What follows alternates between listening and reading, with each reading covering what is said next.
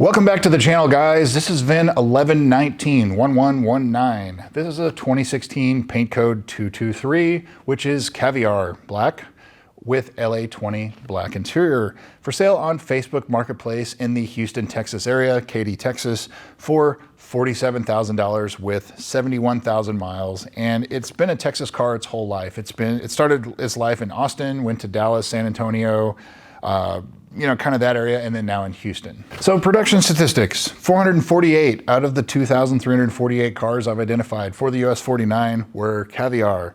Of those 448, 225 had LA20 black interior, which is 9.58% in this combo. So it's like a 2 out of 10 on the rarity, with 10 being the rarest. Pretty common color combination. For 2016, 284 out of the 1,417 were Caviar, and 148 of those had LA20 black interior. So this car is one of 148 at its rarest. In the GSF world, that's as common as they come. Carfax, Epic VIN, and AutoCheck. So Carfax shows this as a 4-owner, no accident car. Epic VIN shows this as a 2-owner, no accident car, and I'm not sure why. I don't put a lot of weight into what Epic VIN says. I use that for the sales data and the pictures. AutoCheck shows this as a 4-owner, no accident car. So I think it's safe to assume this is a 4-owner, no accident car, and the current owner acquired this just a couple months ago. And so we'll get into that here in the previous sales. So this car first went on sale in February of 2016 for $88,000 in Austin, Texas, and it was still for sale in April, and it looks like it finally sold in September of 2016. So about 7 months for sale. Very common to see these cars for sale in, sometimes in excess of a year. The longest I've seen is almost 2 years, but the dealers didn't want to discount these cars when new, so that's why they sat around. And so 7 months until it sold to its first owner. Then it was for sale in September of 2020 for an undisclosed price with 24,000 miles in Austin, Texas at Porsche of Austin, and it looks like it sold in 1 day. Next up, it was for sale in February of 2021 for $50,000 with 27,000 miles, so the second owner didn't have it very long. So the third owner, who I've actually talked to when this car was previously for sale, we'll get to that in a bit.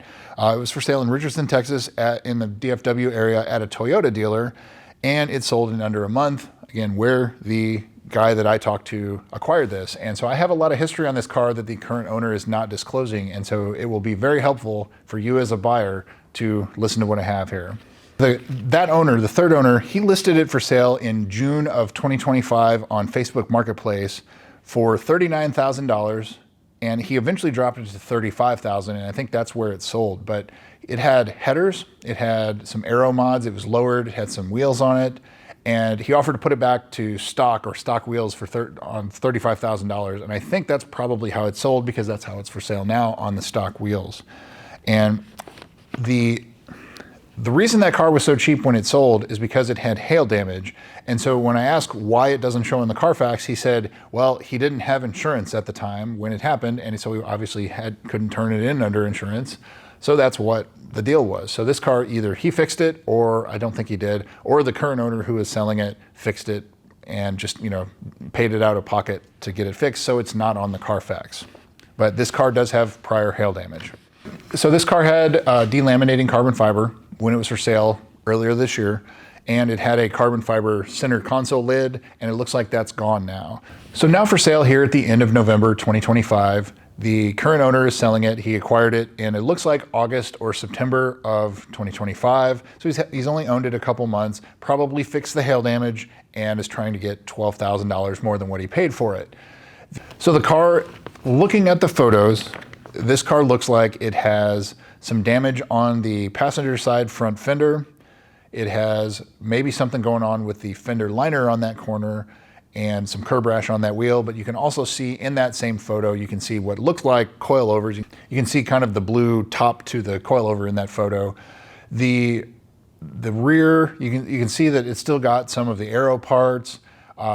The tires look okay, but they're nighttime photos, so they're taken from a distance. They're not very good photos, and it's unfortunately it's kind of typical of what you normally see on Facebook Marketplace. But it sounds to me like the current seller is just trying to flip the car. He got it for $35,000, probably put a couple thousand into it, and selling it for $12,000 more than what he paid for it. Nothing wrong with flipping it, but you know, the history is what it is. And so that's why I do these videos, so you can find out this kind of stuff goes on. So for the price, assume this car had no mods. Let's call this a 4-owner, no accident, stock car with 71,000 miles for a 2016 in Texas. This car should probably be like mid 40s, and he has it priced at 47. So it's not too far off. However, it does have prior unreported damage, some mods and some other things like that. To some people it detracts from the price, some people it adds value to the price, but the price probably isn't too far off. But just know that, you know, he got it for 35 grand, which was a steal at the time, but it had to be hail damage repaired and some other things. Hopefully the carbon fiber is fixed too. There's conveniently no photos of that delaminating carbon fiber that we saw back in June of 2025. I'm just guessing it probably hasn't been fixed because some of the other damage has not been fixed either.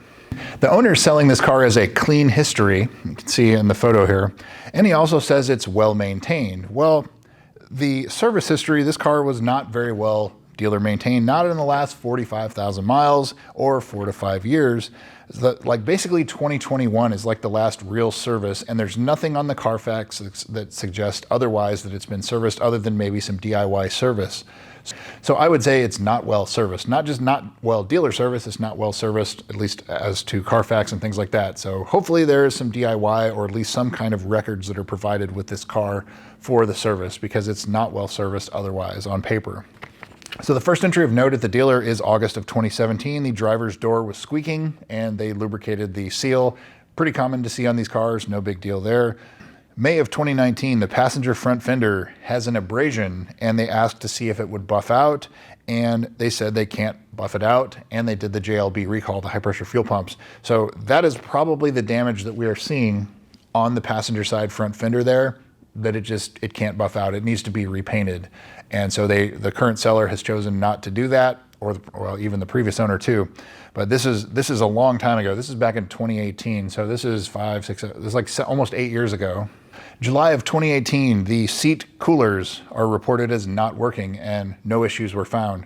That's a very common complaint on these cars. The heated and cooled seats suck. It is what it is. They're not very good. The heated seats barely work. The cooled seats are almost non-existent. And so it's a complaint that you see, especially here in Texas. It's something that we definitely value. December of 2018 at 10,000 miles, shifting issues, harsh, sluggish. It will hold RPM. Maybe they had it in a certain mode or something, but they found no issues. They went on a drive with the client at the time and said this is what it does, and so no issues.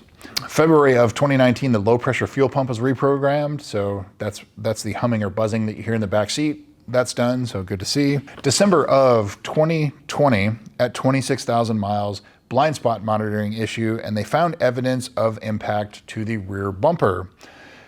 They couldn't remove it due to epoxy found on the left rear corner of the bumper tabs, which means that the bumper's probably been removed and they damaged the tabs and they tried to glue them or epoxy them back together, but it's basically permanently on there. So in order to remove the bumper, you're gonna have to break clips, which means you're probably going to have to replace the rear bumper, including paint and everything, if you remove the rear bumper for even the slightest of things. But they recommended doing that, but there may be something hiding under this rear bumper. That is something to keep in mind. But that's really the last service, 2020. So when this car was for sale earlier this year, in June of 2025, somebody brought it into the Lexus dealer for a pre-purchase inspection. And they noted at 68,000 miles, the check engine light was on, probably due to this car having headers. And I don't know if the car still has headers, but they said it had aftermarket cats, which, yeah, if you have headers, they either don't have cats or the mid-pipe may not have cats. That's probably why the check engine light's on, unless you had the O2 spacers or something like that. And they noted that it needs an alignment, rear camber and tow is out, and that's because the car's lowered and it probably doesn't have adjustable rear links or front upper control arms that are adjustable. So this car being lowered, you're gonna wear out tires very quickly on the insides unless you get those links. And I don't think this car has it. I don't see it in any of the photos, any of the previous photos. You know, it's probably an issue you're going to have to face on this car. But the big thing from that pre-purchase inspection, they noted that the transmission rear main seal and the transmission oil pump was leaking. So it had 2 leaks on the transmission, and They obviously didn't fix it there at the pre-purchase inspection, and I'm assuming the person that bought it there didn't continue with it because it wasn't purchased until August of 2018, which is where this current owner acquired it. So of note, there are two things after the Lexus, that pre-purchase inspection that were done to the third party. July of 2025, the exhaust gasket was replaced and the oil pressure sending switch was replaced as well. So that's something that's not normal. Well, an exhaust gasket, that happens, but the oil pressure sending unit, the oil pressure sending switch, that's not common to see. That's probably broken off while they were removing the headers or playing around with something on the exhaust. And so, just something of note that I think I would look very carefully at the exhaust system on this car if you're doing a pre-purchase inspection. September of 2025, 69,000 miles. The transmission was serviced, so that's always good to see, and a leak was checked. And so I don't know if that means that they repaired it or they looked at it and go, yep, it's leaking, and go ahead and change the fluid. But I would definitely ask, since this is when the current owner acquired it, it was when this was done. So I would definitely see what was done at that service. So what's not done? Carbon fiber trim. Nothing was done at the dealer, so maybe it's been done out of pocket or DIY. I would look at the carbon fiber trim because we know it was delaminating in June of this year, and conveniently the photos don't show those spots that were delaminating last time, the front of the passenger door and the passenger side and driver's side dash pieces. So look at those carefully. Was the transmission leak addressed? Does this car still have headers? What kind of exhaust is on this car? Front lower control arm bushings, suspension links, 60,000 mile service hasn't been done. So that's spark plugs, everything like that. Valley plate was, there's no evidence that the valley plate has been resealed on this car yet. So it's coming. Put money aside for that. $1,000, $1,500 at a Toyota independent mechanic, or $2,000 plus. I actually just got a quote on the blue car that we bought at the Lexus dealer for almost $2,400 for the valley plate reseal. Brakes and tires, look at those. The TVD probably hasn't been serviced, the torque vectoring differential, so you're going to be on the hook for that too. Is the check engine light still on? There's a lot of questions with this car, and hopefully the current seller can resolve some of them, but it sounds like the owner before him is the one with the answer to a lot of these questions. And so, would I buy this car? No, I would not. It's lacking in service history, at least on paper. There's undisclosed prior damage. It had hail damage. There's some kind of damage that happened to the bumper. There's damage on the front fender, the curb rash. Some of that's correctable, but the epoxied on rear bumper clips that were reported in the service history, it's kind of like, I wouldn't say it's hacked together, but it wasn't done right. And if you're going to pay premium price, which he's asking a premium price for this car, then I would expect that it'd need nothing. And this car obviously is going to need a few things at least. I have a feeling that the current seller is just trying to flip it. And we know he got it for $35,000. He probably had to put $1,500 into it for PDR, paintless dent repair, something with the transmission. So he's going to probably make $10,000 in profit if he gets his asking price. But I think that the only way I would buy this car is if I could get this car for basically what it was for sale for before, $34,000, $35,000. That's where I'd have to be, because you're going to have to spend at least in the area of about $10,000. Sort the exhaust, get all the stuff up to date, brakes, tires, valley plate, lower control arm bushings, the adjustable links. Like there's a lot that this car needs. The carbon fiber trim, there is a lot that you're going to have to put into this, unless you're just going to buy it and drive it and say to hell with it. But I think that most cars are not, most buyers for the GSF are not looking for that. And if you're looking for a lower entry cost of ownership into the GSF, this would be one if it was asking the proper price. But for me, at $47,000, no way. And I think it would have to be closer to 35, 38, which is not market, but at 47, it should need nothing. And it sounds like that's not the case. So therefore, I'm out of this one.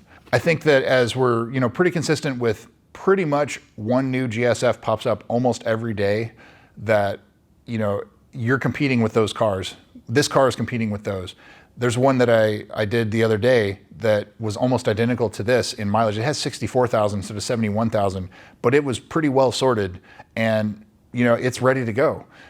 That car could get 47. This car, no way.